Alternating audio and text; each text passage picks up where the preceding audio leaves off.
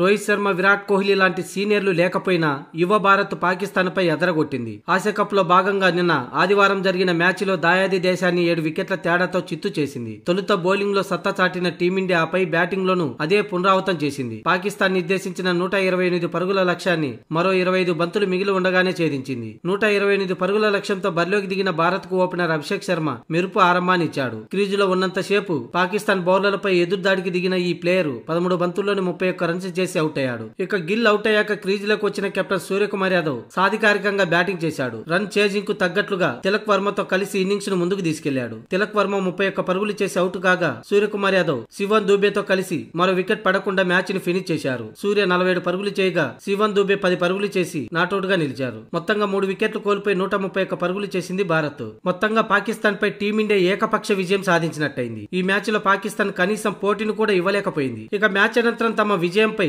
సూర్యకుమార్ యాదవ్ స్పందించాడు. ఈ మ్యాచ్ తన పుట్టినరోజు గెలవడంపై సంతోషాన్ని వ్యక్తం చేస్తూ బర్త్డే సందర్భంగా భారత్ కు నేను ఇచ్చే మంచి రిటర్న్ గిఫ్ట్ ఇది అంటూ సూర్య తెలిపాడు. ఆఖరి వరకు క్రీజ్ లో ఉండి మ్యాచ్ ఫినిష్ చేయడం చాలా సంతోషాన్ని ఇచ్చింది. అయితే పాకిస్తాన్ తో మ్యాచ్ అంటే ప్రత్యేకత ఏమీ లేదు. సాధారణ మ్యాచ్ లాగానే ఈ మ్యాచ్ కూడా భావించి విజయం సాధించాం. ముఖ్యంగా తమ విజయానికి స్పిన్నర్లు కీలక పాత్ర పోషించారని సూర్య తెలిపాడు. ఇక ఇదే సందర్భంగా ఒకటి చెప్పాలనుకుంటున్నా. పహల్గామ్ ఉగ్రదాడిలోని బాధితుల కుటుంబాలకు మేం అండగా ఉంటాం. వారికి మా సంఘీభావాన్ని తెలియజేస్తున్నాం. పాకిస్తాన్ పై సాధించిన ఈ విజయాన్ని ఎంతో ధైర్య సాహసాలు చూపిన భారత సాయుధ బలగాలకు అంకితం చేయాలనుకుంటున్నామని సూర్య తెలిపాడు.